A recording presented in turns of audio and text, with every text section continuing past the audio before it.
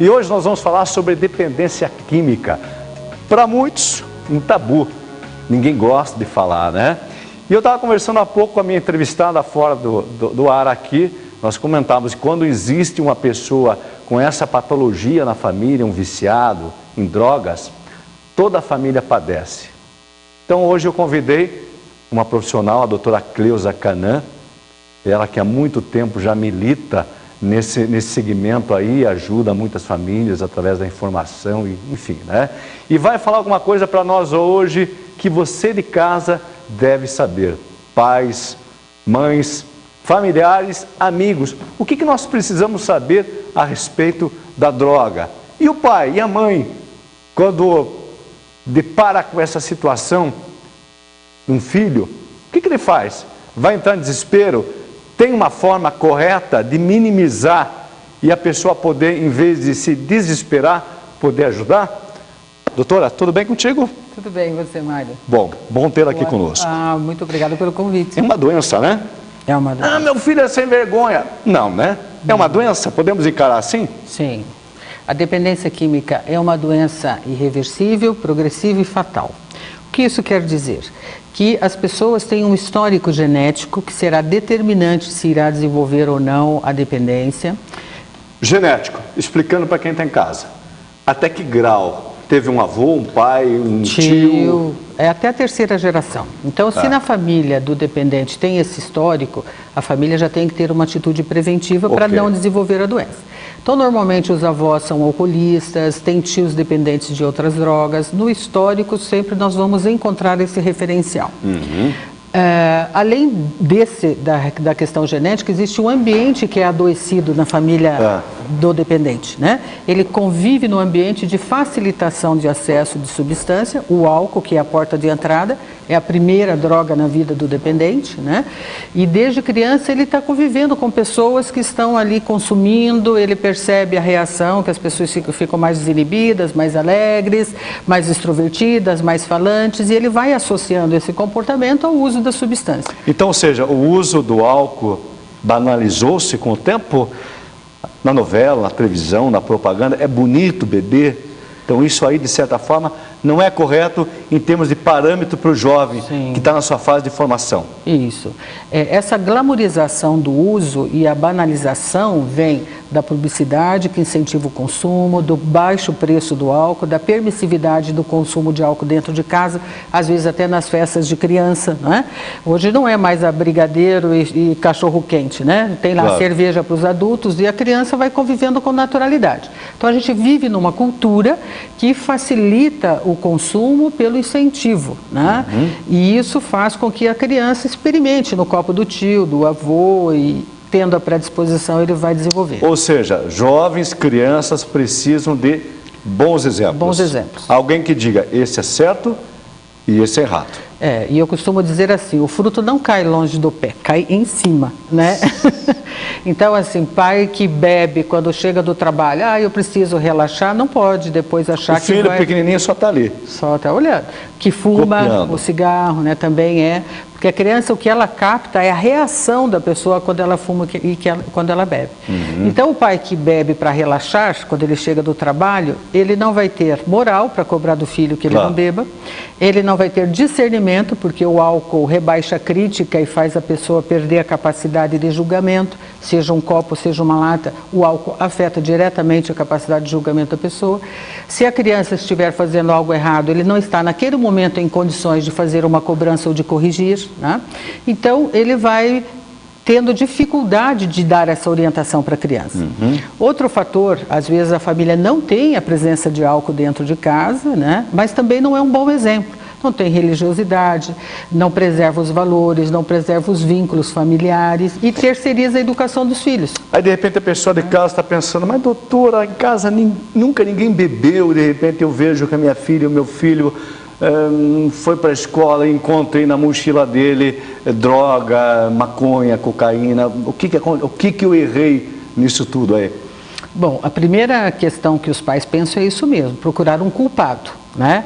A mãe acusa o pai, você é um pai ausente, é um pai rígido, é um pai autoritário, ou o pai acusa a mãe, você é superprotetora, você passa a mão na cabeça. Então, enquanto os pais estão discutindo quem é o responsável, o problema está avançando, né? A partir do momento que apareceu a droga, tem que ter uma conversa com a pessoa que está usando, com o filho. Olha, eu encontrei isso nessa circunstância e vamos avaliar qual é a gravidade da situação. E não acreditar na primeira resposta que ele vai dar. Porque o filho vai dizer assim, é do meu amigo, eu não faço uso, imagina que eu faria isso, tal. Então os pais têm que procurar a orientação de um especialista, mesmo que ele não queira ir. Os pais têm que ir lá avaliar a extensão do problema, porque quando a droga aparece dentro de casa, ele está há muito tempo usando. Porque ele já perdeu o controle da situação. Então pode ter certeza que não é a primeira vez, né? Que não foi o primeiro contato. Eu te fiz essa pergunta fora do ar, eu vou lhe fazer. O uso de droga é um amuleto, é uma bengala, é uma rota de fuga ou não? Não. A pessoa passa a ter necessidade de usar a droga a partir da experimentação. A primeira reação que ela tem quando usa é de prazer. Só que essa sensação, ela vai diminuindo com o passar do tempo. Cada vez que ele usa, passou o efeito da droga, ele sente desprazer, ele fica angustiado, ele fica depressivo, ele fica irritado.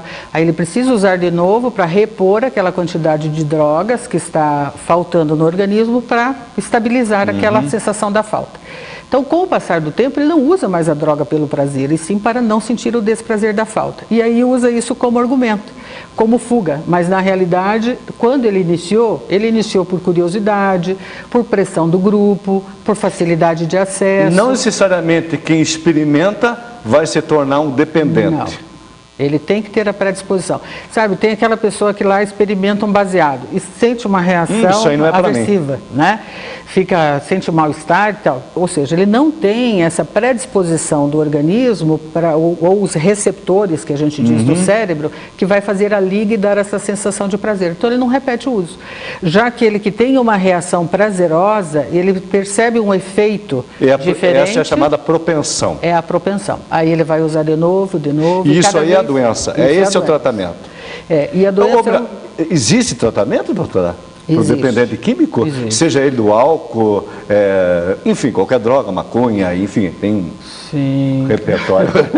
Existe tratamento? Como é que é o tratamento para um viciado? Quem inicia? Porque o filho, o dependente, ele vai dizer, não, eu não estou drogado, eu não uso, eu não preciso.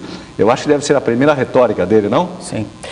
Duas coisas eu gostaria de comentar sobre isso, que a família cai muito nessa armadilha. Nós comentamos, enquanto você comenta, eu vou pedir para o pessoal da técnica aí, ir rolando algumas fotos que a doutora dirige uma clínica, né? Isso. Que leva o seu nome. Isso. Doutora Cleusa Canan. Isso. Fica onde? Nós estamos vendo aqui a imagem, na minha tela aqui. Fica onde, doutora? Esse é o centro de tratamento em Piraquara, né? Onde a gente faz a primeira etapa do tratamento, que é a desintoxicação. Então vamos por aí. Primeiro vamos mostrar as imagens, comentar, a gente volta a falar do tratamento. Então esse aqui em Piraquara, né? Estou vendo algumas imagens aí do centro. Lá nós temos um espaço grande, são 15 mil metros quadrados ao ar livre, com academia, canchas de futebol, de vôlei, tênis. Nós temos salas para atividade de grupo. Ou seja, o viciado não vai ficar isolado como se estivesse num manicômio ou numa cela, numa prisão. Ele vai ter lá opções dentro do de lazer e aprendizagem. Além do lazer, ele vai ter atividade terapêutica, né, durante todo o dia, das 8h30 às 6 da tarde, grupo de espiritualidade, acompanhamento médico, psicológico. Ou seja, mente desocupada não dá, né? Porque tem acreditado que a mente desocupada é o que o mal quer, né? Então, o objetivo da clínica é um tratamento terapêutico, mas porém com conteúdo, doutora? Isso, ele é baseado em tratamento terapêutico com uma equipe multidisciplinar e apoio espiritual. Essa junção, né, da espiritualidade, não da religiosidade. O que é a espiritualidade? É a perda dos valores. Né? Okay. É o prejuízo do caráter, da moral, dos vínculos familiares, né? A perda da motivação para a vida. Então, para ele resgatar a qualidade de vida, resgatar os seus princípios, ele precisa de um trabalho espiritualizado. Okay. Né? E temos o trabalho terapêutico, que envolve prevenção à recaída, reinserção social, aquisição de novas habilidades, porque ao sair lá do centro de tratamento, ele vai voltar para a família e para o trabalho. Então, ele tem que ter habilidade para lidar, né, com esse cotidiano e desvincular o dia a dia dele da droga. Isso é em Piraquara. É aqui em Curitiba, eu pedi para o Fábio colocar a foto aqui de Curitiba. Funciona aqui no bairro Batel, é isso? No Batel. Aonde ali no Batel? Perto da Associação Médica, na Cândido Xavier, 430, ali é a Clínica Dia.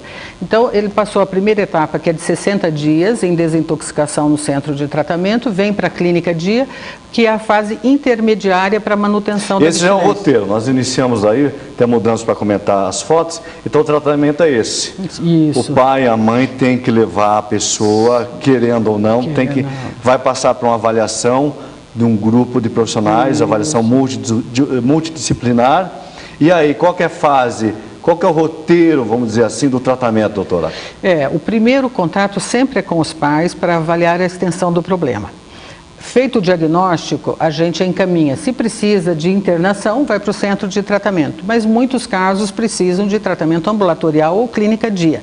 E aí ele permanece aqui em Curitiba também com acompanhamento de uma equipe multidisciplinar sob os meus cuidados terapêuticos. Né?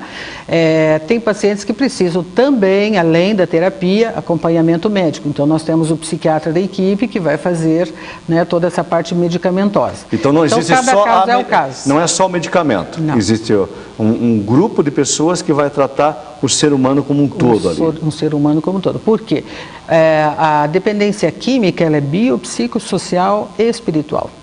Então, a gente tem que ter o médico que cuide da parte física, o psicólogo que cuide da parte psicológica, precisa da assistente social que vai ajudar na reinserção familiar, na reinserção profissional, e a parte espiritual que a gente tem o nosso capelão que nos auxilia nesse processo. Então, tanto lá no centro de tratamento quanto na clínica dia é um programa e ele é individualizado, isso que é um diferencial, né, Mário? A partir do diagnóstico, o programa vai ser montado para aquela pessoa. Perfeito.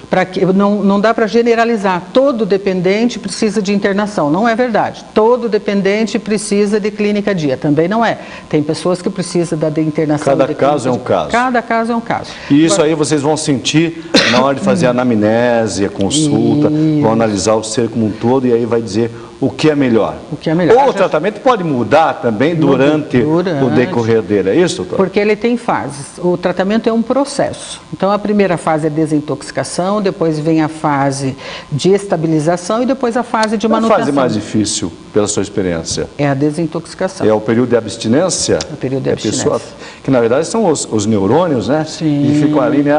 Eu quero droga, deve virar um turbilhão, né? Sim. O organismo da pessoa que está há muito tempo ali dependendo daquela droga, quando fica sem, entra em parafuso.